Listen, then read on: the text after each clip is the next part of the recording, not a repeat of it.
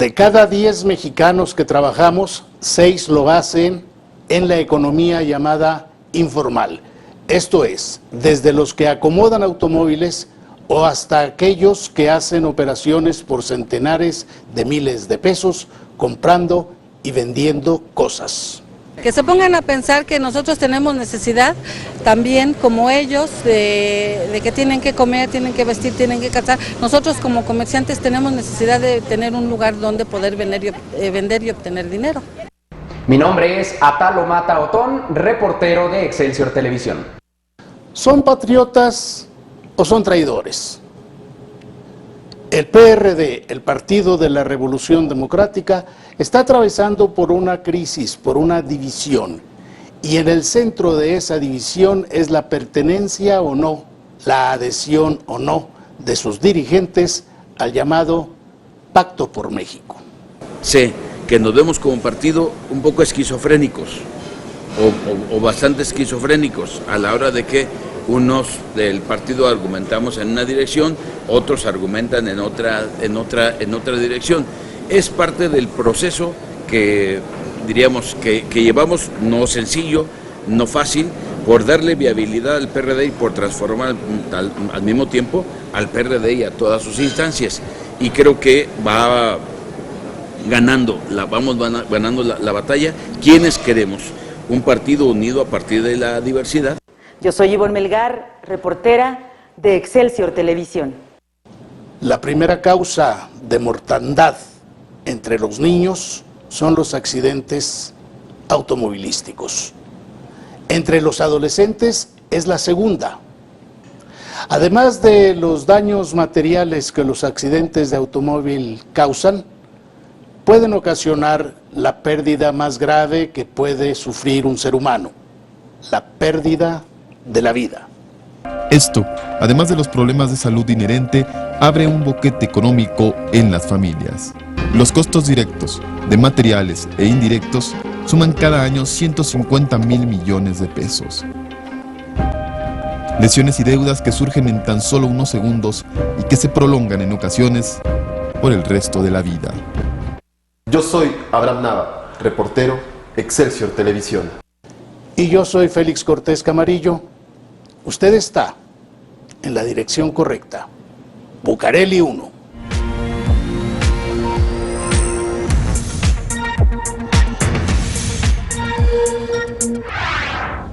El presidente de México dijo en su pasado primer informe de gobierno que de cada 10 mexicanos que trabajamos, 6 lo hace en la informalidad. Eso significa una grave carga para la economía mexicana, porque los que están en la economía informal simplemente no pagan impuestos. Eso, entre otras muchas cosas. Atalo Mata Otón preparó este reportaje en el que se zambulle en ese mundo fascinante, misterioso y encantador que se llama el comercio ambulante, la economía informal. En el comercio ambulante trabajan poco más de 2 millones de personas tan solo en el Distrito Federal. En México hay 112 millones de habitantes. Si a las 52 millones de personas que se encuentran dentro de la población económicamente activa, les quitamos 20 millones que están inscritos a algún seguro social, queda la cifra de 32 millones de mexicanos trabajando en la informalidad a nivel nacional. En la Ciudad de México se localiza una obra de construcción que duró 3 años durante la administración de Marcelo Ebrard. Se trata de la línea 12 del metro, inaugurada el 30 de octubre de 2012, pero incluso antes de abrir sus puertas al público, ya estaban ahí los vendedores ambulantes. En los accesos hay anuncios como este, en el que se prohíbe la instalación del comercio ambulante en un radio menor a los 25 metros. Y se lo vamos a seguir respetando, no sé hasta cuándo, La verdad es que vamos a ocupar esos 25 metros que dicen que no, ¿cómo no? Pues, ¿para qué? Marta Patricia pertenece a una de estas organizaciones de comerciantes, Línea Dorada AC. Comenta que nadie los obliga a pagar una cuota por vender. Asegura que a la semana son 30 o 50 pesos lo que aportan. que se pongan a pensar que nosotros tenemos necesidad también como ellos de que tienen que comer, tienen que vestir, tienen que calzar. Nosotros como comerciantes tenemos necesidad de tener un lugar donde poder vender y obtener dinero. Bucareli 1 recabó la opinión de los vecinos de una zona inundada de comercio ambulante, la delegación Iztapalapa. Los señores vendan o no vendan, ellos tienen que entrarle con su cuota, pero los líderes son los que se hinchan de dinero, son ellos los que se hinchan de dinero, ¿sí? Y van y le brotan la mano igual también con lana a las autoridades corruptas de la delegación. Acudimos a la delegación Iztapalapa para platicar con su titular, Jesús Valencia. Nunca nos dieron entrevista. Nos ha considerado, el licenciado Valencia nos ha considerado, porque él conoce de la problemática de la vía pública. Él se identifica con el comercio, él nos lo mencionó cuando llegó aquí por primera vez, que él se identificaba con el comercio. Otra de las delegaciones involucradas es Benito Juárez. Ahí, el delegado informó que se han retirado más de 1,000 ambulantes. Sin embargo, reconoció que las decisiones deben tomarse con la cabeza. El comercio ambulante ya son organizaciones fuertes, con líderes, con incluso a veces personas que los auxilian. No todos obedecen. La Ley de Cultura Cívica, en sus artículos 24, 25 y 26, señala que hay infracciones administrativas para quien obstruya la vía pública. En el año 2012, se remitieron a 17,000 personas a juzgados cívicos por vender sin permiso. Las sanciones varían de 685 a 2,000 pesos y los infractores quedan de nuevo libres. La autoridad descarta incrementar las penas como en otros países. Los delegados, por su parte, denuncian que existe corrupción en las detenciones. De puestos que nosotros hemos retirado porque tenían causales para retirarlos, el Tribunal Contencioso Administrativo del Gobierno del Distrito Federal ha decidido reinstalarlos. Me ha ordenado a mí la reinstalación de los puestos que estaban violando su permiso y que nosotros hemos retirado. Los vigilantes del sistema de transporte colectivo Metro carecen de autoridad para arrestar a comerciantes en las inmediaciones e incluso dentro de las instalaciones. Dicen que quienes mandan son los policías auxiliares de la Secretaría de Seguridad Pública. Ahorita tienen muchos policías en toda la línea 12 para evitar que supuestamente se instalen los vendedores, pero es solamente una presión para que al final de cuentas el líder pueda llegarle al precio, en este caso o al gerente de vigilancia o al propio director del metro, para que los espacios los vendan, como ya se ha estado rumorando, entre 75 y 80,000 pesos cada espacio en el exterior de línea 12. El problema, como siempre, es que el Estado no ejerce su autoridad. Ha tolerado que estas organizaciones se apoderen de esos espacios. Mientras tanto, el ambulantaje, que es desordenado e ilegal, está presente e invadiendo espacios. Sigue creciendo, al menos en la capital de la República. Ahí están y ahí seguirán. Y son tan mexicanos como usted y como yo, y tienen derecho a trabajar y tienen derecho a vivir, pero son irregulares. El asunto es que están en el lado informal de la economía. Es una asignatura pendiente. Otra asignatura pendiente es la de los partidos políticos y su actual división permanente, persistente, de todos ellos. El PRD, la fuerza de la izquierda mexicana organizada, está dividida entre pertenecer o no pertenecer a eso que se llama el Pacto por México. Ivonne Melgar, reportera, mi compañera, preparó este trabajo. Considerado por sus firmantes como una versión a la mexicana del Pacto de la Moncloa, que impulsó la democratización de España en los años 70, el Pacto por México fue una idea de la dirigencia del Partido de la Revolución Democrática. Era agosto de 2012 y el entonces presidente electo, Enrique Peña Nieto, hizo suya la propuesta de Jesús Zambrano, dirigente del partido, y de Jesús Ortega, cabeza de la corriente dialoguista del PRD. Pronto se sumaron las cúpulas de Acción Nacional y del PRI. Con 95 compromisos para fortalecer al Estado frente a los llamados poderes fácticos, el pacto concretó ya la aprobación en el Congreso de las reformas en educación, telecomunicaciones, amparo, regulación de deudas de estados y municipios y una financiera que busca ampliar los créditos para pequeñas empresas. Son reformas, en mi opinión, necesarias, cada quien en su contexto, pero necesarias para poder transformar, sacudir un conjunto de intereses que, de acuerdo del pacto, sin el involucramiento del gobierno y de su partido, no habría manera de poder sacar un conjunto de reformas particularmente constitucionales. Calificado por el secretario de Gobernación Miguel Ángel Osorio Chong como el mejor mecanismo de construcción y negociación de acuerdos de la vida contemporánea nacional, el pacto enfrenta paradójicamente la resistencia de cerca del 40% de diputados y senadores del PRD. Se trata de una experiencia que está transformando la participación de la izquierda en la vida pública, cuyos políticos cerraron filas en la última década en torno a Andrés Manuel López Obrador, quien siempre se opuso a sentarse a la mesa de los acuerdos con los gobiernos del PAN. Pero con la salida del ex candidato presidencial de las filas perredistas, se abrió la puerta de la vía pactista.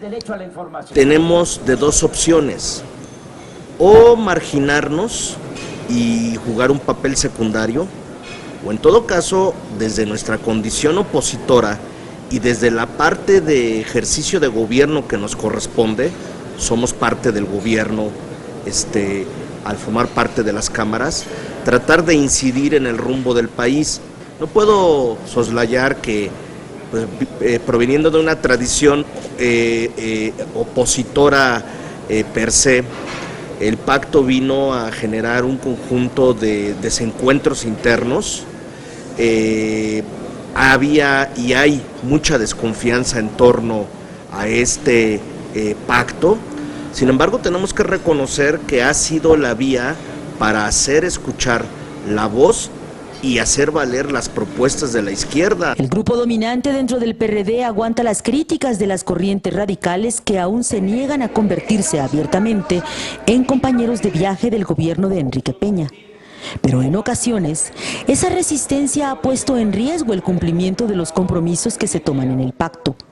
Ese fue el caso de la reciente aprobación de la Ley de Servicio Profesional Docente, cuando de los 100 diputados perredistas, 40 votaron en contra. Las transformaciones están pasando por el Congreso, que es un espacio plural. Entonces estamos cambiando el rostro del país desde un espacio de pluralidad, de acuerdo democrático. ¿Cómo va a cambiar México? Si nos tenemos que esperar solamente hasta que lleguemos a la presidencia y apostar a que sea en el 2018, y si no lo logramos en el 2018, hasta el 2024, hasta el 2030, o tenemos que ser un factor de cambio. Decía Tabaré Vázquez, quien no es útil como oposición será inútil como gobierno. Si queremos construir una democracia, tenemos que acordar. Nadie puede gobernar en soliloquio. Excelsior Televisión convocó a estos 3 protagonistas del PRD que su presidente llama la izquierda constructiva. Se les plantea que su tarea es titánica si nos atenemos a lo ocurrido recientemente con la coordinadora magisterial. Acudieron al diálogo con el gobierno, negociaron cambios en la ley del servicio docente, pero actúan como si esto no hubiera ocurrido, porque al final se impone la izquierda del todo o nada. La política es un instrumento para influir en la construcción de las definiciones y en la construcción de las políticas públicas. Si renunciamos a ese instrumento, pues estamos renunciando a nuestra naturaleza y a nuestra vocación de ser gobierno y de ser poder. Y creo que eso sería sería catastrófico para la izquierda. Si nosotros no hubiésemos abierto el espacio de negociación, entonces se hubieran aprobado pues leyes mucho más duras, más negativas, más agresivas, o más lesivas para los intereses de los trabajadores. Recientemente incorporado a la mesa de las negociaciones del pacto, Carlos Reyes Gámez fue dirigente del CEU de la UNAM en los años 90 y desde entonces se ha dedicado al activismo político en la capital del país. Pero el PRD no puede ser ni vocero ni políticamente ajenos. La ruta y el camino de los postulados y los planteamientos de la CENTE no son exactamente equivalentes a los que tiene el PRD. Nosotros hace muchos años cometimos un error endiosar a lo que en ese momento se manifestó a través del zapatismo. El PRD desdibujó incluso su postulado político. Uno de los políticos más activos en Twitter, Fernando Belauzarán, salido de las filas cebuistas universitarias, se ha dado a la tarea de encarar cotidianamente las críticas de quienes consideran que la ruta correcta era y es la de López Obrador. Tenemos que seguir siendo consistentes en pensar lo que sea bueno para el país y aparte y además responda a nuestra agenda. Es lo que tenemos que seguir impulsando, a pesar de los costos. Y los costos van a aumentar en alguna parte porque incluso en esta estrategia ya hasta han salido algunos, diría, exabruptos de linchamiento de quiénes son los traidores y cuál es, entre comillas, la traición. A pesar de que el llamado a abandonar el Pacto por México se presenta cíclicamente entre sus compañeros opositores a este mecanismo, sus promotores confían en que habrán de ganar el debate. Sé que nos vemos como partido un poco esquizofrénicos o bastante esquizofrénicos a la hora de que unos del partido argumentamos en una dirección, otros argumentan en otra dirección. Es parte del proceso que diríamos que llevamos, no sencillo, no fácil, por darle viabilidad al PRD y por transformar al mismo tiempo al PRD y a todas sus instancias. Y creo que vamos ganando la batalla. ¿Quiénes queremos? Un partido unido a partir de la diversidad. Primera resistencia es, sin lugar a duda, una resistencia natural por no querer la restauración de ese viejo PRI, que lo conocemos y lo hemos padecido.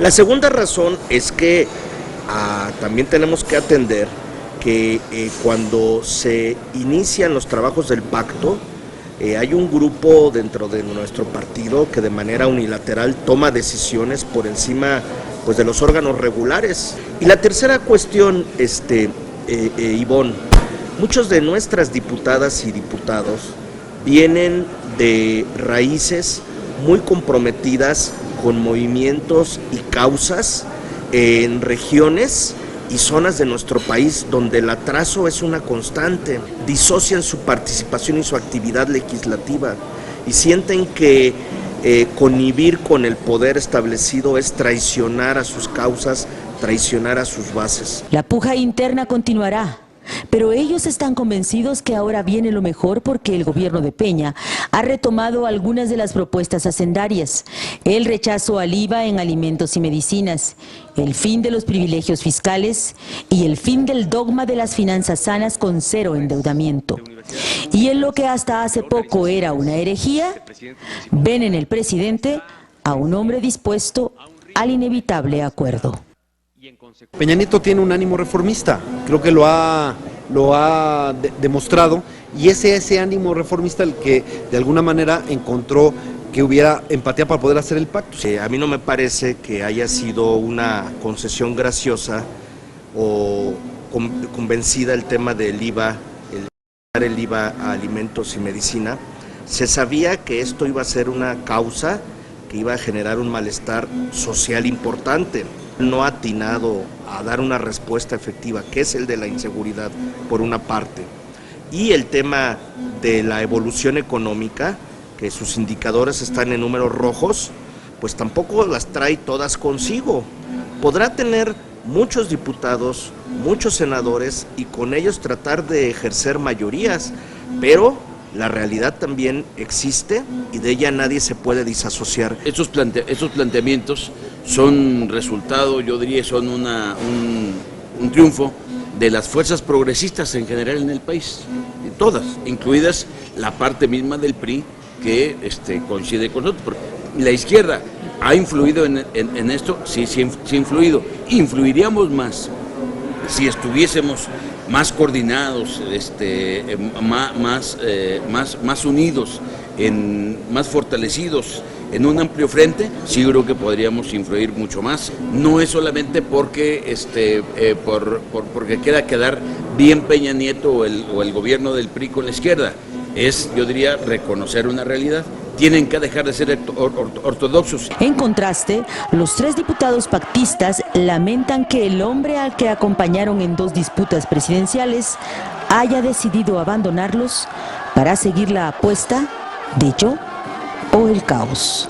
Si nosotros, un sector del partido, tomábamos nuestras propias decisiones cuando Andrés Manuel todavía estaba en el PRD, pues con más razón ahora que ya no está. Y por supuesto, uno corre el riesgo del anatema, de la estigmatización de esto, pero bueno, por algo algunos nos hemos incluso hasta denominado herejes. Pues un error que Andrés Manuel ha cometido es haber segmentado su lucha en la construcción de un partido cuando los tiempos políticos hubiera abonado más la conformación de un gran frente amplio de lucha, ¿no? Creo que es un error histórico que en su momento, a la luz de los acontecimientos, sabremos de evaluar.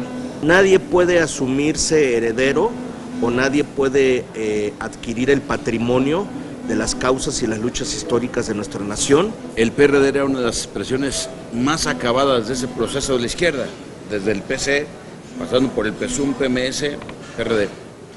Y entonces, bueno, López Obrador se atreve a interrumpir y a confrontar prácticamente, a ponerle obstáculos, a frenar ese proceso. Y creo que yo coincido que es un error.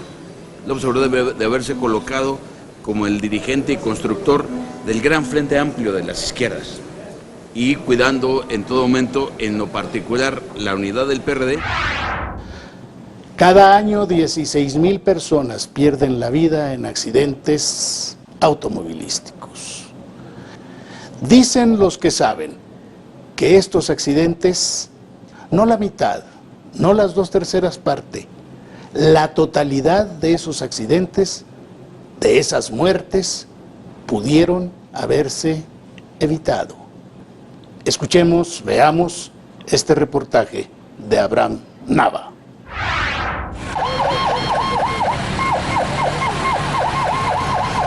Se ubican entre las 10 principales causas de muerte de los mexicanos. De acuerdo al reporte más reciente, en un año cobraron la vida de 16,559 personas. Se trata de una epidemia cuya principal vacuna es la prevención. Los accidentes viales. Dice la literatura que el 90% de los accidentes se pueden haber evitado, pero la experiencia te puede decir que tal vez hasta un 100% de los accidentes debieron y pudieron haber sido evitados. Es la primera causa de muerte en niños y adolescentes entre 5 y 14 años. La segunda causa para los jóvenes de entre 15 y 29. Generalmente la conciencia vial tiende a ser un poco más sólida en personas, en adultos jóvenes o en adultos mayores, donde son personas que tal vez ya no tan frecuentemente deciden conducir bajo la influencia del alcohol. Algunas campañas permanentes empiezan a arrojar números positivos. Por ejemplo, las pruebas de alcoholemia. De 2008 a 2011 tenemos una reducción de casi 30% el número de conductores accidentados que traían por lo menos aliento alcohólico. A través de diversos programas, el Consejo Nacional para la Prevención de Accidentes pretende para 2020 conseguir la reducción en un 50% del número de muertos y heridos en esta epidemia vial. Pero aseguran que todas las campañas no funcionarán si quien tiene el volante decide no respetar la vida. El 80% de los accidentes viales son imputables a un error humano. Fue una madrugada, venía yo de trabajar, venía en auto y un camión de estos verdes de pasajeros me golpeó por la parte de atrás del carro. Yo creo que la imprudencia, ¿no? O sea, yo iba un poco de exceso de velocidad. El 20% de los accidentes viales se debe a factores ajenos al conductor. Era un sábado, nos dirigíamos a una fiesta al estado de Hidalgo, cuando de pronto una llanta en la carretera pues se aparece como arte de magia, pero mi esposo que iba manejando pierde el control y pues gira el volante hacia el lado izquierdo al muro de contención. El segundo informe sobre la seguridad vial en México del 2012 revela que en un año sucedieron 455,085 accidentes. 16,559 personas murieron y 172,186 resultaron lesionadas. Lesión medular completa a nivel torácico T8, T9. El chavo de la ambulancia que me estaban subiendo me dijo, no, pues ya no vas a volver a caminar nunca. Cifras contrastantes con las aseguradoras que en ese mismo año reportan 678.653 percances. Tiene uno cierta cantidad que le protege o que está uno asegurado. Acabándose esa cantidad, o sea, los gastos van a correr por nuestra propia cuenta, ¿no? Entonces, pues todavía yo no estaba en posibilidades de salir de ese hospital, pero tampoco había la posibilidad de yo tener el recurso para pagar el hospital. Esto, además de los problemas de salud inherente, abre un boquete económico en las familias. Los costos directos, de materiales e indirectos, suman cada año 150.000 millones de pesos. Lesiones y deudas que surgen en tan solo unos segundos y que se prolongan en ocasiones por el resto de la vida. Una carretera en malas condiciones es el detonante del 13% de los accidentes viales que cada año ocurren en México. Para disminuir estos riesgos, por ejemplo, entre el kilómetro 35 y 42 de la autopista México-Toluca, se han realizado diversas adecuaciones. En julio del año pasado, el Centro de Experimentación y Seguridad Vial México efectuó 12 recomendaciones en este camino a partir del accidente donde perdieron la vida 5 estudiantes y un profesor de la Facultad de Economía de la UNAM. Nosotros encontramos que había tramos de la carretera que estaban en malas condiciones, había ondulaciones, había baches. También encontramos que había muchos distractores, muchísimos anuncios espectaculares que distraen la vista y la atención del conductor de la carretera. También lo que observamos es que hay retornos a la izquierda. La norma mexicana dice que no se permiten retornos a la izquierda. Se cerró un retorno en el kilómetro 42. Se hizo en ese punto una rampa de frenado. A raíz de que se pavimentó todo el carril derecho, también se canalizó de una forma visual a los conductores. También se han colocado algunos radares informativos, precisamente para que se le informe al conductor la velocidad a la que se va circulando. Aunque aún hay 5.000 factores que ponen en peligro una vida al volante.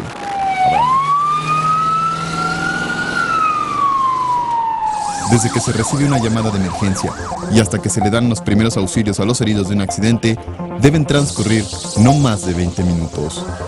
A esto se le conoce como la hora dorada. En México, los registros dicen que el 94% de los accidentes ocurren en zonas urbanas y suburbanas, y solo el 6% ocurre en las carreteras de jurisdicción federal. Aunque el 60% de los muertos se da precisamente en las ciudades, en la carretera más personas mueren en el lugar del accidente. Nuevo León, Jalisco, Chihuahua, Estado de México, Baja California y Guanajuato son las 6 entidades que en 2010 concentraron el 53% del total de siniestros. El parque vehicular en México continúa creciendo. Los vehículos incorporan cada vez mejores elementos de seguridad, pero las recomendaciones básicas de prevención siguen siendo aquellas que todos conocen, casi como si fueran del sentido común.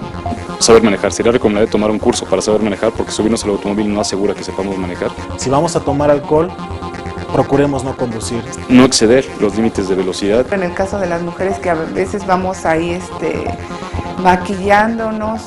Los niños menores de 12 años invariablemente en el asiento trasero y en una silla portainfante. El celular, si hay alguna discusión o que los niños van jugando en la parte de atrás. El cigarro, el radio, miles de cosas más.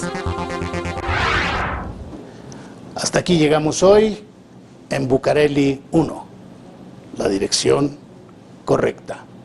Aquí lo espero la próxima semana.